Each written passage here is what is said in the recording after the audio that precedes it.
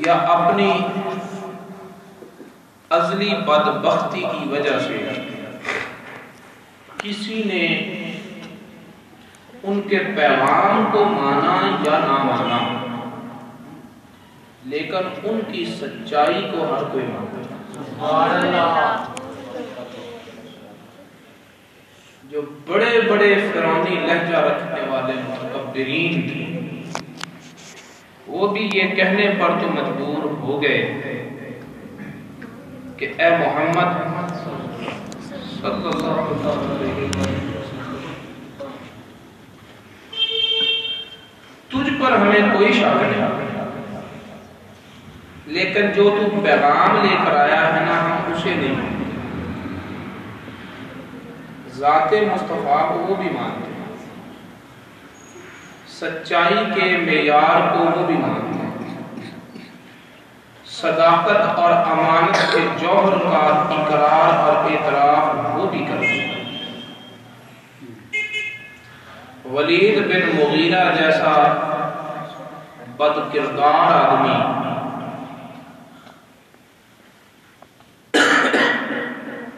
بد زبان آدمی اور بے لحاظ شخص جب اس کے کانوں میں پڑا کہ اتل بعد ذالک غنیم، اصل میں فرق ہے، تو تلوار سونت کر اپنی ماں کے سر پہ کھڑا نہ ہو گیا۔ ماں بتا میں حلالی ہوں یا حرامی؟ جس کو باپ کہتا آیا ہوں آج زندگی بھر تک، وہ میرا باپ ہے کہ نہیں؟ ماں نے کہا بیٹا تو نوجوان تھا، میں ادھیڑ عمر میں تھی، تو لڑک پن میں تھا، میری جوانی کے دن گزر رہے تھے، اب تو خود بچوں والا ہو گیا اور میں بڑھاپے میں چلی گئی، میری جوانی کے دنوں میں تو تجھے شک نہیں آیا، سبحان اللہ، میری جوانی کے دن تو تیرے یقین کے ساتھ گزرے، جب میں بوڑھی ہو گئی ہوں تو آج تو میرا محاسبہ کرنے کے لیے کیوں سر پہ کھڑا ہے؟ کہنے لگا ماں آج تک میں نے تجھے ماں ہی سمجھا، اپنے باپ کو باپ ہی سمجھا، تو نے انگلی سے اشارہ کر کے جس شخص کی طرف کہا یہ تیرا باپ ہے، میں اسی کو زندگی پر باپ سمجھتا رہا، اور مجھے کبھی شک بھی نہیں ہوا کہ وہ میرا باپ ہے یا نہیں ہے، لیکن آج اس کی زبان کھلی ہے جس زبان پر کبھی جھوٹ نہیں آیا، آج وہ زبان کھلی ہے جس زبان پر کبھی جھوٹ نہیں آیا۔ محمد صلی اللہ علیہ وسلم نے کہا ہے کہ جسے تو باپ سمجھتا ہے وہ تیرا باپ نہیں۔ اب بتا کہ وہ زبان کبھی جھوٹ نہیں بولتی، تو ماں ہے، تجھ پر شک پیدا ہو گیا ہے، لیکن اس کی زبان پر مجھے شک پیدا نہیں، اس کے کہنے پر مجھے شک پیدا نہیں ہوا۔ ماں نے کہا بیٹا تو نے اس کی ذات کی طرف انگلی نہیں اٹھائی تھی نا تو میری زندگی کے عیب چھپے ہوئے تھے، سبحان اللہ، تو نے شان مصطفیٰ کی طرف انگلی اٹھائی ہے نا تو میرے بھی عیب ننگے ہو گئے۔ توجہ کرنا، میری زندگی بھر کی کرتوتیں چھپی رہی، میرے زندگی بھر کے عیب چھپتے رہے، جب تو نے مصطفیٰ کی طرف انگلی اٹھائی تو میرے بھی پردے اٹھ گئے، میرے بھی پردے اٹھ گئے۔ تو سن لے، جس کی طرف میں نے اشارہ کیا وہ تیرا باپ نہیں ہے، جو مصطفیٰ کہتا ہے وہ بھی سچ کہتا ہے۔ تو ولید بن مغیرہ نے نہیں مانا، کلمہ نہیں پڑھا، لیکن محبوب اتنا سچا ہے، سچائی ایسی لے کر آیا ہے کہ یہ ماننے پر وہ بھی مجبور ہے کہ اس کی زبان پر کبھی جھوٹ نہیں آتا۔ اس کی زبان پر کبھی جھوٹ نہیں آیا.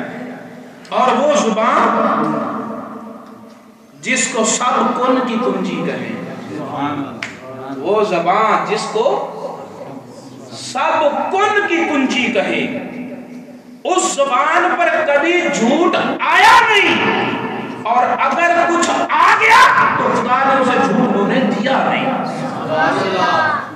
خدا نے اسے جھوٹ ہونے نہیں دیا. ایک چشمے سے گزر ہوا، بیر تھا، کنواں تھا، اور پانی اس کا کڑوا تھا، کھاری پانی، اتنا کھاری کہ پینے والا اس کو برداشت ہی نہ کر سکتا. نبی پاک صلی اللہ علیہ وسلم نے اس کنویں پر کھڑے ہو کر فرما دیا ھذا بئر طیب ماؤہ، یہ وہ کنواں ہے جس کا پانی بڑا پاکیزہ اور لذیذ ہے. اس کنویں پر لفظ بول دیا طیب الماء، یہ لذت والے پانی والا کنواں ہے. تو راوی کہتے ہیں اس کے بعد جب بھی کسی نے پانی پیا ہے تو پھر کڑواہٹ نہیں محسوس ہوئی، مٹھاس ہی محسوس ہوئی.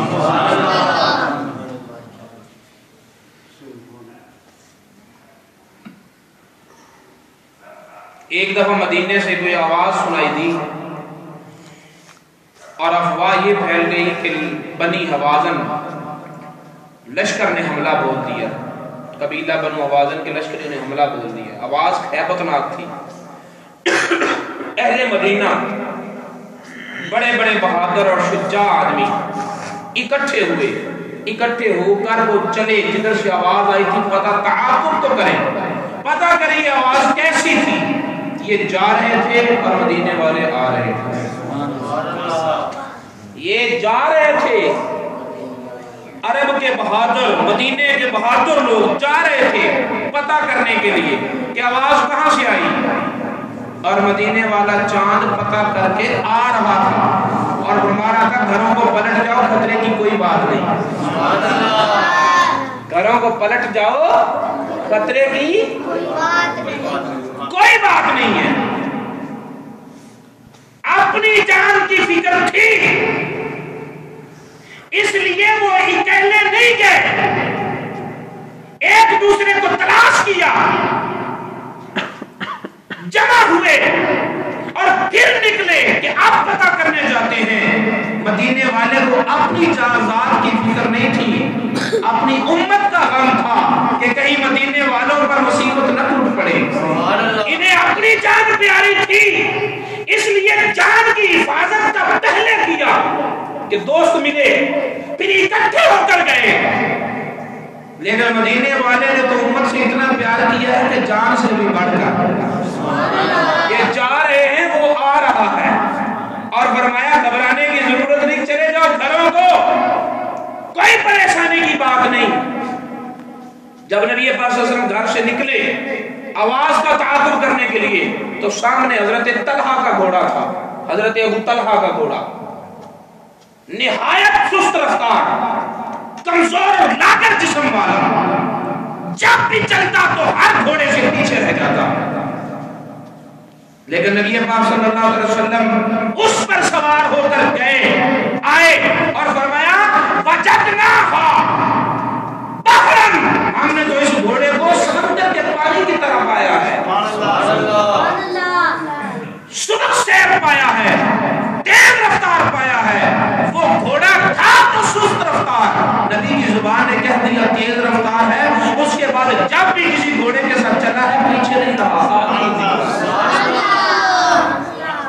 سچائی کا ایسا بیک اپ ہے، ایسا سچائی کا مجسمہ کہ جو زبان سے نکل جائے وہ خدا کی تقدیر بن جائے. حقیقتیں منقلب ہو جائیں لیکن زبان مصطفیٰ سے نکلے ہوئے لفظ نہ بدلے. کھجور کی چھڑی کو پکڑا اور حضرت عکاشہ کو تھماتے ہوئے کہا یہ تلوار ہے. تو خدا نے تو اسے لکڑی بنایا تھا لیکن مصطفیٰ نے تلوار کہہ دیا، اس کی حقیقت ہی بدل گئی، وہ لوہا بن گئی۔ ایسا سچائی کا پیغام ہے، وہ سچائی لے کر آنے والا اللہ تعالیٰ والذی جاء بالصدق، وہ جو سچ لے کر آیا، ایسا سچ لے کر آیا کہ سچائی بھی اس کے گرد طواف کرتی ہے، سچائی بھی اس کے گرد طواف کرتی ہے۔ وصدق بہ، اور اس سچائی کی تصدیق کرنے والے۔ اب سچائی کا معیار لو اور پھر تصدیق کا معیار لو۔ صدق کی خبر لو تاکہ تمہیں صدیق کا پتہ چلے، صدق کی خبر لو تاکہ صدیق کا پتہ چلے۔ والذی جاء بالصدق، سچائی لے کر آیا، وصدق بہ، اور جس نے اس کی تصدیق کی۔ حضرت علی اور مرتضیٰ فرماتے ہیں سچائی کا پیکر بن کر آنے والی ذات مصطفیٰ کی ذات ہے، اور ان کی تصدیق کا شرف پانے والی ذات حضرت ابوبکر صدیق کی ذات ہے۔ یہ حضرت علی کی تفسیر ہے کہ صدق بہ سے مراد صدیق اکبر ہے۔ بولو تو صحیح۔ کہنا چاہتا ہوں آج کے اس درس میں یہی تو پیغام آپ کے دلوں میں دینا ہے کہ جب صدیق اکبر نے فرما دیا، علی اور مرتضیٰ نے فرما دیا کہ صدق بہ سے مراد ذات صدیق اکبر ہے، تو پھر اگلا اعلان قرآن بھی سن لو، فرمایا اولئک هم المتقون، وہ متقی ہیں، وہ متقی ہیں۔ علی نے کہا صدق بہ سے مراد صدیق ہیں، قرآن نے کہا کہ صدق بہ کا مصداق متقی ہے، تو علی تو اسے متقی کہیں، اور علی کا نام لینے والے انگلیاں اٹھائیں، تو پھر صحیح جان لو کہ علی کو ماننے والا وہ ہے جو علی کی ماننے والا ہے، جو علی کی نہیں مانتا وہ علی کو بھی نہیں مانتا۔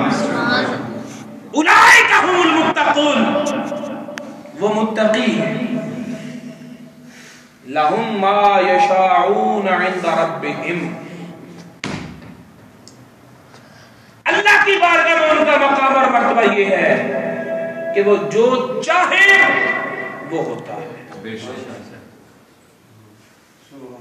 اکثر مفسرین نے اس کا تعلق عالم آخرت کے ساتھ جوڑا، اور حقیقت بھی وہی ہے، لیکن یشاؤون فعل مضارع مطلق میں اتنی معنوی گنجائش ہے کہ آج بھی وہ جو چاہے ہوتا ہے، اور کل بھی وہ جو چاہیں گے ہوگا، جو چاہیں گے ہوگا، آج بھی جو چاہتے ہیں وہ ہوتا ہے۔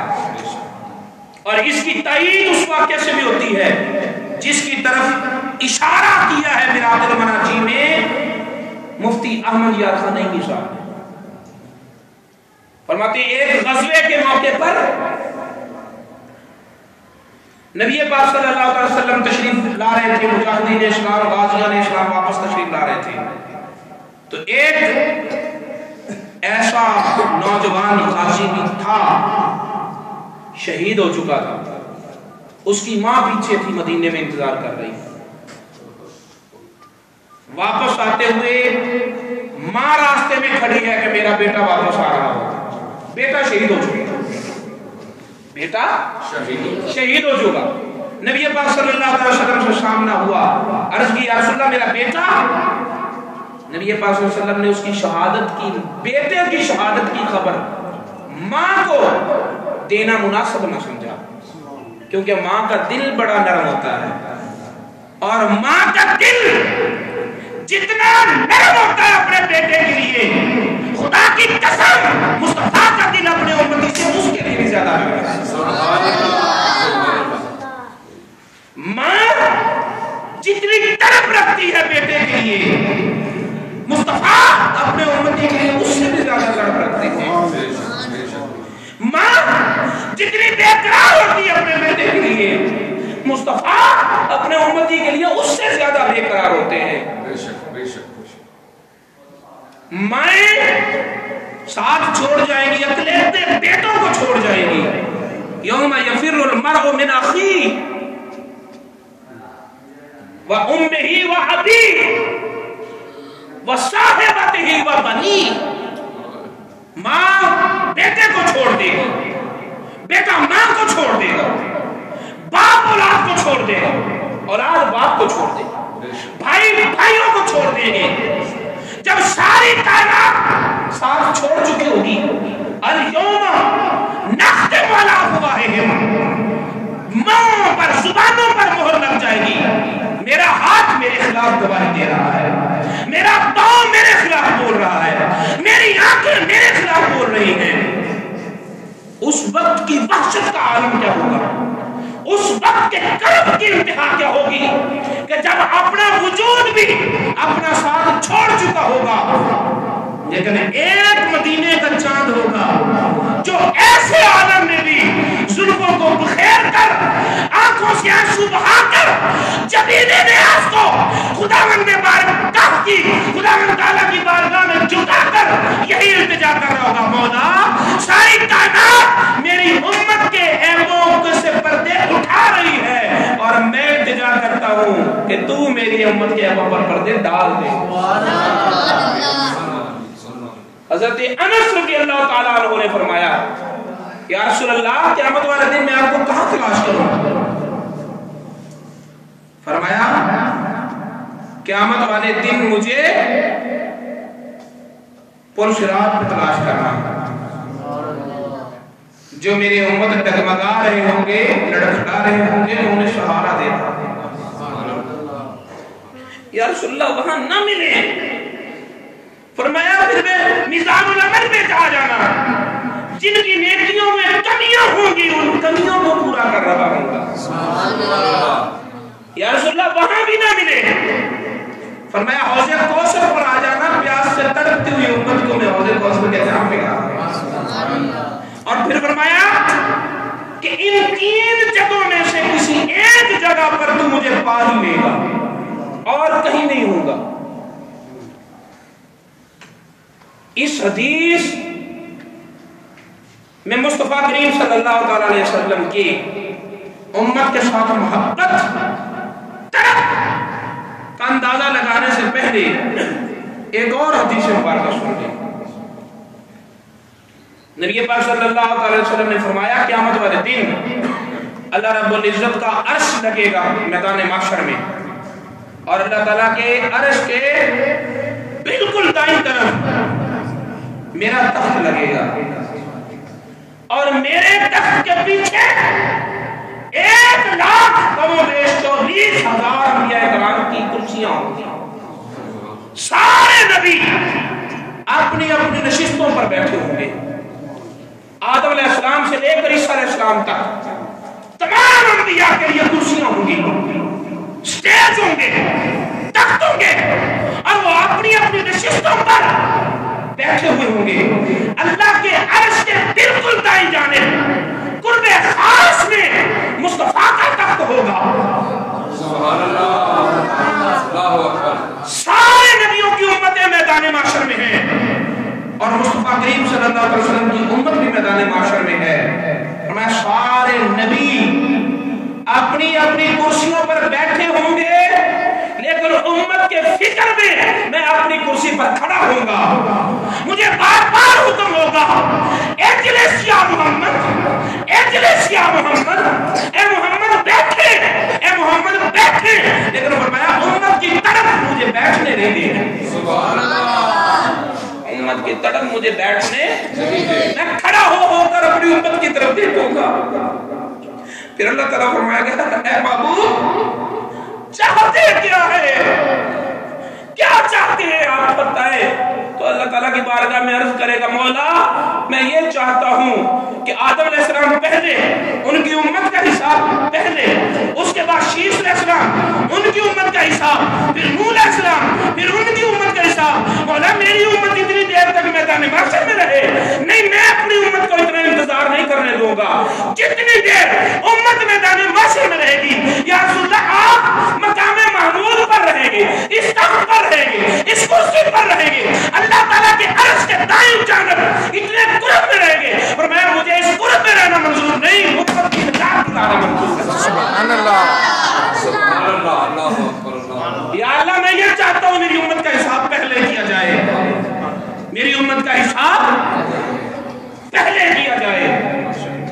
جس کے لیے تخت بچھا ہے، کہاں؟ عرش خدا کے دائیں طرف، درمیان میں جبریل بھی نہیں، درمیان میں کوئی واسطہ نہیں، خاص قرب خاص میں اس تخت کو چھوڑ کر، اس کرسی کو چھوڑ کر کبھی میزان عمل پہ، کبھی پل صراط پہ، کبھی حوض کوثر پہ، میدان محشر میں یہ مارا پھرنے والی ذات کون ہے جس کے لیے اللہ نے اپنے عرش کے ساتھ کرسی لگا رکھی؟ ماں جہاں اکلوتے کو چھوڑے آ کہہ کے بلاتے یہ ہیں، وہاں اپنا بڑھنے والے، تو ماں کو اتنی بیٹے کی طرف نہیں جتنی مصطفیٰ کو اپنے امتی کی طرف ہے۔ حضرت شاہ سلیمان توسوی رحمت اللہ تعالی علیہ، آپ کبھی اپنے وجد میں آتے نا، کیفیت میں آتے تو فرماتے کون ہے جس نے مصطفیٰ سے محبت کی ہے کوئی؟ کون ہے جس نے مصطفیٰ سے محبت کی ہے؟ فرمایا مصطفیٰ سے کسی نے عشق نہیں کیا، مصطفیٰ نے امت سے عشق کیا ہے۔ مصطفیٰ سے کوئی نہیں عشق کیا، کسی نے محبت کی تولا ماشا، بہت کوئی عشق میں پڑا تو کہا چھٹان تک پہنچا، لیکن مصطفیٰ نے تو اپنی امت کے ساتھ منوں کے حساب سے محبت کی ہے، منوں کے حساب سے محبت کی ہے۔ کون روئے گا غاروں میں تمہارے لیے؟ عرش خدا پر جا کر تمہارا تذکرہ کرنے والی ایک ہی ذات ہے، ایک ہی ذات ہے۔ تمہارا ذکر عرش خدا پر ہوا لیکن وہ مصطفیٰ کی زبان سے ہوا نا۔ جو نہ بھولے ہم غلاموں کو حسن، یاد ان کی اپنی عادت کیجئے۔ کیوں نہیں پڑھتے درود پاک اس ذات پر؟ کیوں بلا رکھا ہے اس ذات کو؟ اس نے ایک لمحہ بھی اپنے دل سے امتیوں کو بلایا نہیں۔ تو بیٹے کی محبت میں ماں کا دل اتنا نہیں تڑپتا، امتی کی محبت میں مصطفیٰ کا اتنا دل تڑپتا ہے۔ اس تڑپ کا احساس دل میں پیدا کرو، اس تڑپ کا شعور دلوں میں پیدا کرو، پہچانو اپنے نبی کو۔ نبیوں کا یہی کام ہوتا ہے نا، یہی کام ہوتا ہے نبیوں کا کہ اللہ تعالیٰ کا حکم بندوں تک پہنچا دے، بندے مانے مانے نہ مانے نہ مانے، ماننے والوں کے لیے جنت، نہ ماننے والوں کے لیے دوزخ۔ بچڑے کی پوجا کر لی قوم نے، موسیٰ علیہ السلام کو اللہ نے حکم دیا اب ان کی توبہ تب قبول ہوگی، انہیں کہو پہلے جانے دے، قتل ہو۔ دو صفیں بن گئی، ایک صف میں پوجا کرنے والے، دوسری صف میں نہ کرنے والے۔ پوجا کرنے والوں نے گردنیں جھکائیں، نہ پوجا کرنے والوں نے تلواریں اٹھائیں۔ ایک پہر میں 70,000 بنی اسرائیلی قتل ہوئے۔ ہو گئے تو ہو گئے، اس میں موسیٰ علیہ السلام کا کیا قصور؟ ہو گئے تو ہو گئے، موسیٰ علیہ السلام کا کیا قصور؟ دیکھو نہ پیغام پہنچاتے، کیوں نہ پہنچاتے؟ نبی تھے۔ حکم ہی یہ ہے کہ اللہ کا پیغام بندوں تک پہنچانا ہے۔ اس پیغام پہنچانے پر 70,000 بنی اسرائیلی قتل ہوئے تو ہو گئے، انہوں نے تو پیغام پہنچا دیا۔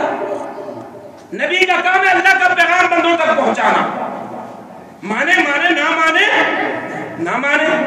یہ کیسا نبی ہے؟ اللہ تعالیٰ فرماتا ہے یہ پیغام امت تک پہنچاؤ، نبی سجدے میں کر کے رونے لگتا ہے یا اللہ میری امت اس قابل ہے، یا اللہ رحم کر، حکم میں نرمی کر۔ اور حکم میں نرمی کروانا نبی کی ذمہ داری تو نہیں؟ بولو تو صحیح ہے۔ 50 نمازیں تھیں، 50 نمازیں تھیں، کوئی پڑھ سکتا یا نہ پڑھ سکتا، نبی کو کیا؟ اللہ نے حکم دیا تھا پہنچاتی امت تک، لیکن عزیز علیہ ما عنتم، خدا کہتا ہے تمہیں جو اس سے تکلیف ہوتی ہے میرے نبی کو اس سے زیادہ تکلیف ہوتی ہے۔ تمہیں جب تکلیف ہوتی ہے تو میرے معبود کو اس سے तकलीफ होती है। 5 करवा के पहुंचाए, 5 करवा के पहुंचे। किसने?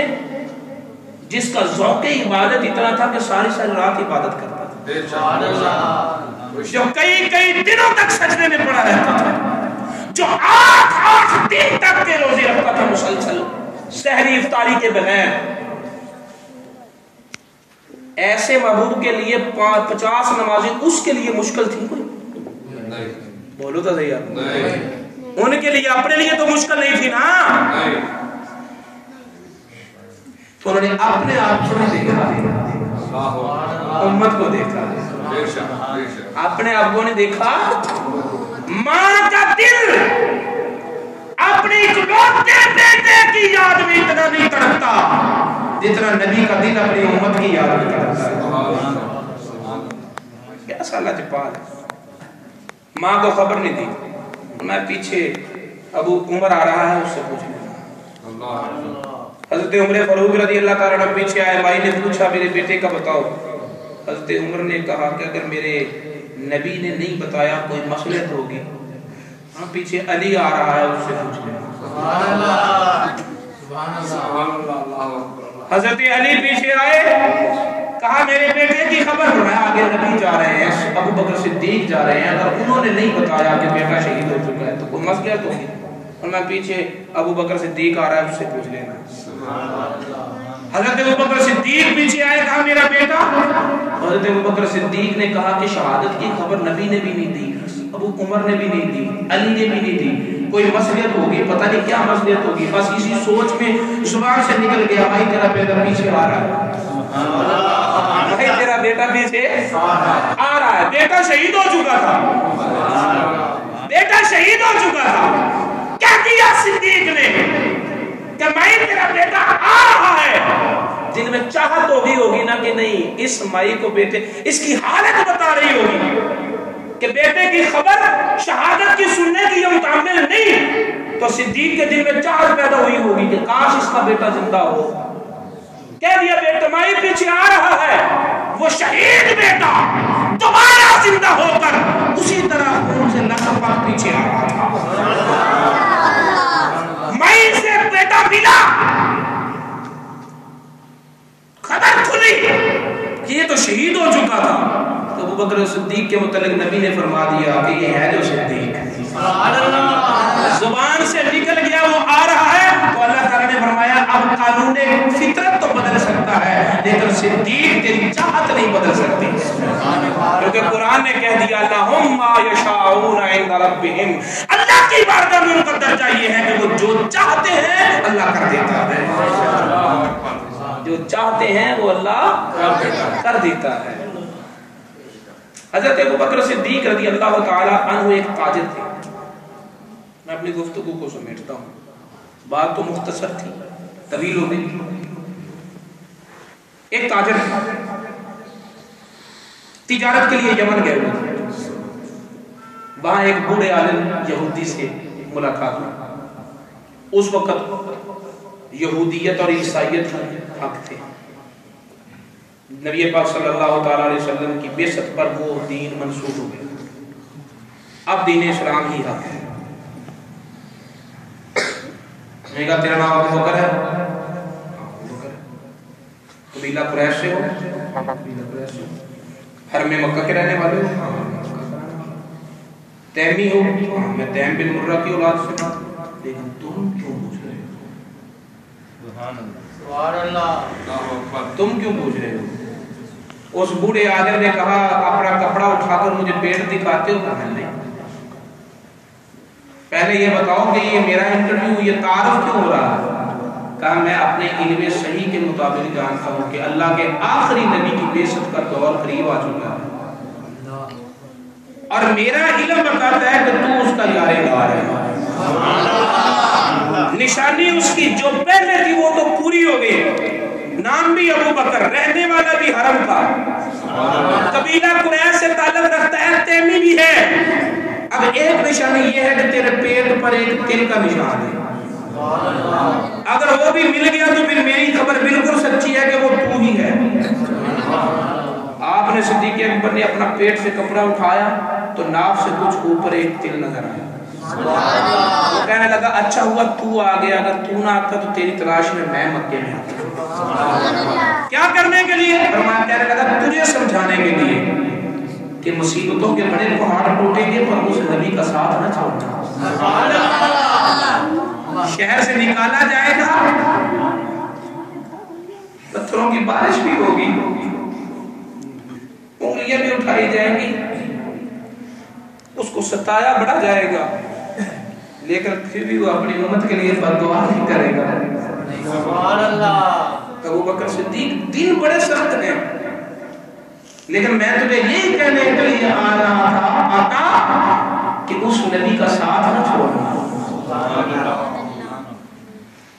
حضرت ابو بکر صدیق واپس جب مکے میں پہنچے تو ولید, عتبہ, شیبہ, ابو جہل, ابو لہب, بڑے بڑے کفر کے سرغنے کہنے لگے ابو بکر صدیق, ابو بکر اگر تو ہم میں سے نہ ہوتا تو ہم تیرے بغیر فیصلہ کر لیتے, چونکہ تو ہماری قوم اور قبیلے سے, اس لیے تیرا انتظار کر رہے ہیں, تیرے بغیر فیصلہ نہیں ہو سکتا. اس سے یہ پتہ چلتا ہے کہ ابو بکر کی پوزیشن کیا تھی اس ماحول اور معاشرے میں, پوزیشن کیا ہے. تیرے بغیر فیصلہ نہیں کرتے. اب تو بتا کہ تیرا یار کہتا ہے ہمارے خدا جھوٹے ہیں, اپنے باپ ماں, اپنے آبا و اجداد کے دین کو جھٹلا دیا اس نے. حضرت ابو بکر صدیق نے فرمایا ایک مرتبہ مجھے ملنے دو, اس کے سننے تو دو. دروازہ کھٹکھٹایا, سرکار مدینہ صلی اللہ علیہ وسلم تشریف لائے. ملاقات کے بعد عرض کیا کہ آپ نے اپنے آبا و اجداد کے دین کو کیوں جھٹلا دیا؟ تو فرمایا ابو بکر تیرا بھی دین وہی ہے جسے میں نے, تیری اور تمام عالمین کی ہدایت کا سامان میرے پاس ہے, ضد نہ کر, مان جا. میں اتنا بڑا دعویٰ کہ تو عالمین کا نبی بن کر آیا ہے, اس کی دلیل کیا ہے؟ میں وہ بوڑھا عالم کافی نہیں جو یمن میں ملا تھا, وہ بوڑھا کافی نہیں جو یمن میں ملا تھا. حضرت ابو بکر صدیق نے ضبط سے کام لیا اور کہا کہ یمن میں ایک بوڑھے سے تو نہیں ملا, یمن میں تو کئی بوڑھوں سے ملا ہوں. فرمایا کئی بوڑھوں سے ملا ہے, پر جو تجھ سے سوالات کر رہا تھا اور کپڑا اٹھا کر پیٹ دیکھ رہا تھا وہ تو ایک ہی ہے, وہ تو ایک ہی ہے نا, اس کی خبر کافی نہیں. اب حضرت ابو بکر صدیق رہ نہ سکے, فرمایا ہاتھ بڑھائیے اور مجھے اپنی غلامی میں قبول کیجیے. جس دن حضرت ابو بکر صدیق رضی اللہ تعالیٰ عنہ مسلمان تاجر تھے, کپڑے کی تجارت کرتے تھے, ٹھیک ہے, اور میں آپ کو جو بات سمجھانے لگا ہوں, تاجر کی سوچ مصلحت اندیش ہوتی ہے. تاجر کا مزاج صلح کن والا ہوتا ہے, صلح کن. وہ نہیں چاہتا میرے تعلقات خراب ہوں, کیونکہ تعلقات کی وجہ سے تو کاروبار چلتا ہے. تاجر لوگ اکثریت رائے کا ساتھ دیتے ہیں, سچ ہو یا جھوٹ. یہ تاجروں کا مزاج ہے یا نہیں؟ وہ بازار میں اکثریت کا ساتھ دیتے ہیں, وہ سخت بات نہیں بولتے تعلقات نہ خراب ہو جائیں. لیکن ابو بکر صدیق نے تجارتاں, تاجرانہ سارے قواعد اور ضوابط, مزاج کے تقاضوں کو ایک طرف رکھا, اور یہ تاجر مبلغ اسلام ہے. سبحان اللہ. حضرت عثمان غنی حضرت ابو بکر صدیق سے تجارت کرتے تھے, حضرت طلحہ حضرت ابو بکر صدیق سے تجارت کرتے تھے, حضرت زبیر حضرت ابو بکر صدیق سے تجارت کرتے تھے. یہ تجارت کرنے والا تاجر, یہ تاجر اپنے تجارتی ساتھیوں کے ساتھ نبی کے پیغام کی تبلیغ کر رہا ہے. حضرت عثمان غنی اسی دن مسلمان ہوئے جس دن ابو بکر صدیق مسلمان ہوئے تھے. حضرت طلحہ اسی دن مسلمان ہوئے جس دن حضرت ابو بکر صدیق مسلمان ہوئے تھے. حضرت زبیر اسی دن مسلمان ہوئے جس دن حضرت ابو بکر صدیق مسلمان ہوئے تھے. کیوں؟ صدیق اکبر کے کہنے پر, صدیق اکبر کی تبلیغ پر. بولو تو صحیح. نبی کا پیغام تاجروں تک ایک تاجر کے ذریعے پہنچا. نبی حضرت ابوبکر صدیق نے کلمہ پڑھ لیا، مسلمان ہو گئے، بس ٹھیک ہے، اب کہتے میں تو تاجر ہوں، اپنی تجارت کرتا ہوں، تبلیغ کام نبی کا ہے، نبی جانے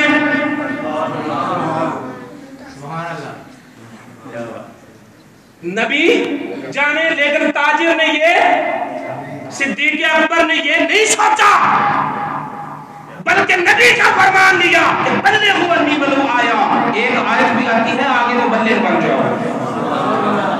تاجر تبلیغ کرے، ہر شخص اپنی ذمہ داری تبلیغ کو سمجھے، پھر اسلام پھیلے گا، پھر اسلام کی تعلیمات عام ہوں گی۔ آج مذہبی طور پر جہالت کا دورہ اس لیے ہے کہ ہم نے کہا تبلیغ کام مولوی کا ہے، مولوی کریں، مولوی کی آواز کو دباتے ہیں، پھر کہتے ہیں اسی حلق سے آواز نکلے۔ مولوی کی آواز تو اب پوری مسجد میں بھی نہیں گونجتی، مولوی کی آواز کو تو ہم نے اتنا بند کر دیا ہے، تو تاجروں تک دین کا پیغام کیسے پہنچے، صنعت کاروں تک کیسے پہنچے، مزدوروں تک کیسے پہنچے، کسانوں تک کیسے پہنچے، بزنس مینوں تک کیسے پہنچے؟ میرے نبی نے فرما دیا مولوی تمہیں دین سکھائے گا، اور تم دین سیکھ کر اگر تاجر ہو تو تاجروں میں تبلیغ کرو، اگر ملازم ہو تو ملازموں تک پیغام پہنچاؤ، کسان ہو تو کسانوں تک پہنچا دو، صنعت کار ہو تو صنعت کاروں تک پہنچا دو۔ بلغوا انی ولو آیا، یہ تاجر، یہ نبی کا فیضان ہے کہ صدیق اکبر کو تبلیغ دین دیا، اور یہ صدیق اکبر کے ذریعے پھر تاجروں تک پہنچا۔ صدیق اکبر کے ذریعے اگر نبی پاک صلی اللہ علیہ وسلم دیکھیں، میں مثال دیتا ہوں آپ کو، اللہ تعالیٰ نے حضرت ابراہیم علیہ السلام کو فرمایا اذن فی الناس بالحج، لوگوں میں حج کے اعلان کرو۔ کتنے وجود تھے وہاں جہاں اعلان کیا جا رہا ہے؟ اذن فی الناس، لوگوں میں اعلان کرو۔ لوگ کتنے ہیں؟ ایک وجود حاجرہ، ایک ننھا سا اسماعیل، تو ان میں اعلان کرنے کے لیے پہاڑ کی چوٹی پر چڑھنے کی ضرورت ہے۔ ان دو میں دو ہی تو وجود تھے وہاں، لیکن فرمایا فی الناس، لوگوں میں حج کا اعلان کرو۔ تو حضرت ابراہیم علیہ السلام چوٹی پر چڑھ گئے، حج کا اعلان کیا، تو فرمایا ابراہیم حلق سے آواز نکالنا تیرا کام ہے، اور اس آواز کو عالم ارواح تک پہنچا دینا مجھے خدا کا کام ہے۔ روئے زمین پر موجود انسان تو کجا، عالم ارواح نے، روحوں نے بھی سنا، اور جس نے لبیک کہا پھر اللہ نے اس کو طواف کی، روحوں تک پیغام پہنچ گیا۔ جو خدا ابراہیم علیہ السلام کی آواز کو عالم ارواح تک پہنچا سکتا ہے، وہ نبی کی آواز کو زمین و آسمان تک نہیں پہنچا سکتا؟ پہنچا سکتا ہے نا، پہنچا سکتا ہے نا، بولو تو صحیح۔ صدیق نبی کے بغیر کیا ہے، عمر نبی کے بغیر کیا ہے، علی نبی کے بغیر کیا ہے، مصطفیٰ کے بغیر جب کوئی کچھ نہیں، تو پھر تاجر مسلمان ہو صدیق کے ذریعے، اسلام کو غلبہ ہو عمر فاروق کے ذریعے، خیبر فتح ہو علی کے ذریعے، اور وسعت آئے، زمینیں خریدی جائیں، مسجدیں بنائی جائیں، کنویں وقف کیے جائیں صدیق اکبر کی دولت کے، عثمان غنی کی دولت کے ذریعے۔ نبی کے بغیر کوئی کچھ نہیں، لیکن نبی کا پیغام، نبی کی عروج ان ذرائع سے پھیل رہی ہے، تو اللہ تعالیٰ بتا رہا ہے کہ یہی ضابطہ ہے، یہی قانون ہے، وسائل کے ذریعے پیغام پہنچے گا۔ بات آئی سمجھ میں؟ ایک مولوی کی آواز آپ لوگوں کے ذریعے پہنچے گی، اپنے گھروں تک دین کا پیغام لے جاؤ، اپنے گلیوں محلوں تک دین کا پیغام لے جاؤ، اور اپنی ذمہ داری کو ذمہ داری سمجھو میرے دوستو۔ صدیق اکبر کی یاد آ جائے یہی پیغام دے رہی ہوں کہ ایک تاجر بھی مبلغ ہونا چاہیے، ایک تاجر تجارت کے ساتھ تبلیغ بھی کرے، رزق اللہ نے دے گا اور انشاءاللہ زیادہ دے گا۔ تو آپ کو پتہ نہیں کچھ تاجر تبلیغ کرتے بھی ہیں،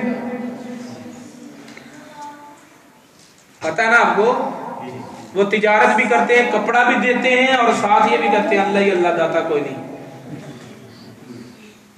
آپ نہیں یہ کر سکتے کپڑا بھی بیچو اور صرف کہو کہ اللہ نے داتا بھی بنایا ہے، اللہ نے راجا بھی بنایا ہے۔ کچھ آیتیں آپ کو بھی یاد ہونی چاہیے۔ نماز کی تبلیغ آپ بھی کریں، روزے کی تبلیغ آپ بھی کریں، مسائل آپ بھی بتائیں، مولوی سے سیکھیں اور اپنے ماحول میں جا کر انہیں پریکٹس کریں، آگے بتائیں۔ بات سمجھا رہی؟ میرے دوستو درود پاک پڑھا کریں، جو نبی ہمیں نہیں بھولا اس نبی کو آپ بھی نہ بھولیں۔ اور صدیق اکبر کی یاد کا یہی پیغام ہے کہ ہم میں سے ہر ایک مبلغ ہونا چاہیے انشاءاللہ۔ اللہ تعالی ہمیں عمل کی توفیق عطا فرمائے۔